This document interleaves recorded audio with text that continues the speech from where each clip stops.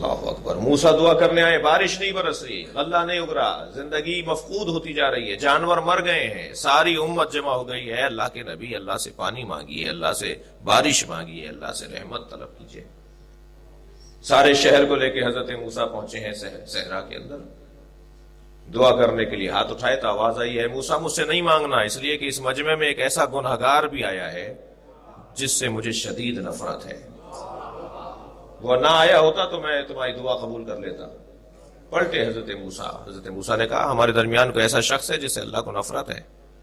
اب ہر شخص تو اپنے آپ کو جانتا ہے. وہ شخص جانتا تھا کہ میں ہی ہوں. فوراً لو لگائی اللہ سے, یا اللہ باہر نکلوں گا تو ذلیل ہو جاؤں گا,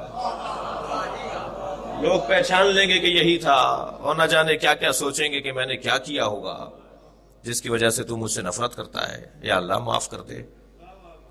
فوراً آواز آئی, موسیٰ دعا مانگو, ہم قبول کرنے کو تیار ہیں. حضرت موسیٰ نے کہا, یا اللہ وہ تو باہر نکل کر نہیں گیا. کہا موسیٰ ہم سے مانگو. حضرت موسیٰ نے دعا مانگی اور اللہ نے بارش برسا دی. کچھ دن کے بعد جب حالات اور زندگی پلٹ آئی تو حضرت موسیٰ جیسے جاتے تھے, کلیم تھے نا, کلیم یعنی جو بہت زیادہ باتیں کرتا ہو اپنے خالق سے, زیادہ ملاقاتیں جس کی ہوتی ہوں. کہا یا اللہ اس دن میرے ساتھ کوئی گناہگار آیا تھا جس کی وجہ سے تو نے بارش نہیں برسائی, پھر تو نے خود ہی کہا کہ میں قبول کرنے کو تیار ہوں. کہا موسیٰ اس نے ہم سے لو لگا لی تھی, اس کا ہم سے تار جڑ گیا تھا, اس کا ہم سے راستہ واسطہ بحال ہو گیا تھا. یہی میں اپنے ان کم سن بچوں اور ساتھیوں اور جوانوں کے لیے ایک جملہ کہوں کہ سارا مسئلہ بھی تار جوڑنے کا ہے. سارے مسئلے رابطہ بحال نہ ہونے سے ہیں. انسان کا رابطہ ٹھیک طرح سے بحال ہو جائے نا اپنے مالک سے تو مسئلے خود ہی ٹھیک ہو جاتے ہیں. میں محاوراتی زبان میں, روزمرہ کی زبان میں کہوں کہ رونگ نمبر ملا رہے ہوتے ہیں, بعض اوقات غلط نمبر ڈائل کر رہے ہوتے ہیں, اس لیے نمبر مل نہیں رہا ہوتا اور رابطہ ہو نہیں رہا ہوتا. ایک عارف کی اولاد کے ساتھ کچھ دیر کے ساتھ تھا میں بھی, بہت بڑا نام ہے ہمارے ہاں, اللہ اکبر, حضرت آیت اللہ محمد حسین بروجردی. اب سے کوئی 50 سال پہلے کے جو ہمارے مکتب کے بزرگ ہیں وہ جانتے ہیں کہ ان کی تقلید ہوتی تھی. حضرت آیت اللہ خوئی, حضرت آیت اللہ خمینی سے پہلے ان کی تقلید ہوتی تھی. آیت اللہ بروجردی صاحب کرامت مجتہد, ان کے شاگرد حضور, ان کے شاگرد آیت اللہ عراقی سے میں نے خود سنا ہے, یعنی میں واسطے سے نہیں سن رہا. ان کے شاگرد آیت اللہ عراقی ان کے شاگرد تھے اور وہ خود بھی عارف تھے, وہ بھی ولی خدا تھے. حضرت آیت اللہ عراقی انتقال ہو گیا ان کا. نہج البلاغہ کے حافظ تھے, قرآن کے حافظ تھے, اور جو ہمارے سنی بھائیوں کے شیخ الحدیث کہا جاتا ہے, اس معنی میں ہمارے ہاں ان کو 5000 حدیثیں یاد تھیں ائمہ کی. حضرت آیت اللہ عراقی مجھ سے کہنے لگے کہ سندھ سے, پنجاب سے, پاکستان سے جب زائرین ایران آتے تھے تو آیت اللہ بروجردی سے, ہم ان کے شاگرد تھے, ان کے ساتھ رہتے تھے, آیت اللہ بروجردی سے جب ان کے شاگرد ملتے تھے, شاگرد کہتے ہیں کہ جب زائرین ملتے تھے تو یہ پاکستان اور ہندوستان والوں کا مزاج ہے کہ یہ سید سے جھک کر ملتے ہیں, گھٹنے کو ہاتھ لگاتے ہیں, جی احترام کرتے ہیں. تو سید بھی آیت اللہ بروجردی جیسا سید, ایک صاحب کرامت مجتہد, ایک عالم. تو کہنے لگے اس خطے کے ہندوستان والے لوگ جب جھک کر ہاتھ لگاتے تھے پیر کو تو ان کے ہاتھ میں چھوٹی سی چھڑی ہوتی تھی, وہ مارتے تھے. کہتے میرے پیروں کو ہاتھ نہیں لگاؤ. انہیں پسند نہیں تھا کوئی ان کے پیروں کو ہاتھ لگائے. کہنے لگے جب ہمارے استاد کا انتقال ہوا تو کیونکہ مجھے انہوں نے وصیت کی تھی کہ فلاں فلاں مجھے غسل دے گا, فلاں فلاں مجھے قبر میں اتارے گا, تو میں قبر میں اتارنے کی وصیت کا بھی حصہ تھا. تو میں نے ان کے بچوں سے کو دہرایا اور پھر ہم نے غسل دیا. جب قبر میں نے انہیں اتارا تو تلقین مجھے انہیں یاد تھی آیت اللہ عراقی کو. کہتے ہیں میں تلقین سنا رہا تھا مرحوم کو, اپنے استاد کو شانے پکڑ کے تلقین سنا رہا, اسماء فہم اسماء فہم. تو مجھے ایک آواز آنے لگی جو میرے ساتھ ساتھ کوئی پڑھ رہا ہے. تو میں یہ سمجھا کہ یہ باہر جو کھڑے ہوئے ہیں میرے ساتھ آئے ہیں, جو جنازے کی تشییع میں آئے ہیں, ان میں سے کوئی ساتھ پڑھ رہا ہے.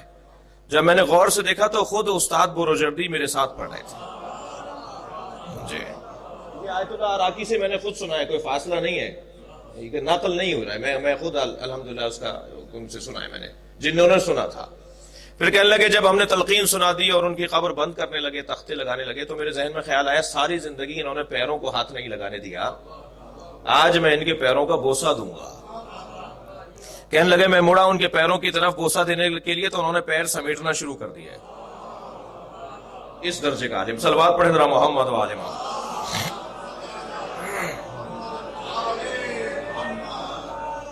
آیت اللہ محمد حسین بروجردی جس درجے پر فائز ہیں، ان کا استاد کتنا بڑا آدمی ہوگا؟ ان کا نام ہے آیت اللہ جہانگیر قشقائی، بہت بزرگ عالم دین، قشقائی فیملی ہے ایرانیوں میں۔ 40 سال تک موسیقار تھے، وہ گٹار بجاتے تھے، تار بجاتے تھے، گاتے تھے، چوکوں پہ کھڑے ہو جاتے تھے، میوزک بجاتے تھے، موسیقی اور گاتے تھے، گانے وانے گاتے تھے، لوگ جمع ہو جاتے تھے اور سکے دے دے کے چلے جاتے تھے۔ وہ روزانہ کے جو سکے جمع ہوتے تھے اس سے گزارا ہو رہا تھا گھر کا۔ ایک دن تار ٹوٹ گیا ان کا، وہ گٹار کا، تو اصفہان کے شہر میں آ گئے اس کو بنوانے کے لیے، کوئی مرمت کرنے والا ہو، کوئی کاریگر ہو جو اس کو جوڑ دے۔ تو ایک موچی کے پاس کھڑے ہو کر پوچھنے لگے کہ بھائی تم یہاں بیٹھتے ہو، تمہیں شہر کا پتہ ہوگا، کہاں یہ تار کہاں جڑے گا؟ تو اس موچی نے سر سے لے کے پیر تک دیکھا، کہنے لگے تمہارا تار جو اللہ سے ٹوٹا ہوا ہے اسے جوڑنے کی فکر ہے؟ صلوات پڑھ لیں ذرا محمد و آل محمد۔ اتنا اثر کیا یہ جملہ جہانگیر صاحب کے اوپر کہ اس کے برابر میں بیٹھ گئے، کہنے لگے یہ بتاؤ یہ تار کون جوڑتا ہے؟ تم نے سچ کہا ہے، میرا تو تار ہی ٹوٹا ہوا ہے اللہ سے، ٹائم ہی نہیں ہے اللہ کے لیے میرے پاس۔ جی اس نے کہا یہ سامنے جو ایک کچی سی دیوار دیکھ رہے ہو، اس کے اندر جاؤ گے، بوڑھے بوڑھے لوگ بیٹھے ہوئے ہیں، یہ سارے تار جوڑ رہے ہیں۔ وہ بزرگ علماء وہاں بیٹھے ہوئے ٹولیوں کی صورت میں اپنے بچوں کو پڑھا رہے تھے، تو کسی ایک کے پاس جا کر بیٹھ گیا، کہنے لگا حضور میرا اللہ سے تار ٹوٹا ہوا ہے، یہ تار جوڑ دیجئے۔ اور ایسا تار جڑا کہ نہ صرف عالم ہوئے، مجتہد ہوئے اور ولیوں کے استاد بنے۔ اصل مسئلہ وہ تار جوڑنے کا ہے، رابطہ بحال ہونے کا ہے۔ اور فرما رہے یا اللہ وہ شخص کون تھا کہ جو تیرے نزدیک اتنا منفور تھا کہ تو دعا قبول کرنے کو تیار نہیں تھا، پھر تو نے خود ہی کہا کہ اب دعا قبول کروں گا۔ کہا موسیٰ اس کا ہم سے رابطہ ہو گیا تھا، اس نے توبہ کر لی تھی۔ حضرت موسیٰ نے کہا یا اللہ وہ کون تھا، اس کا نام کیا ہے؟ کہا جب گناہگار تھا تب نام نہیں بتایا، اب تو وہ توبہ کر چکا ہے۔ کرم اللہ کا، اس کا کرم کتنا حسین ہے۔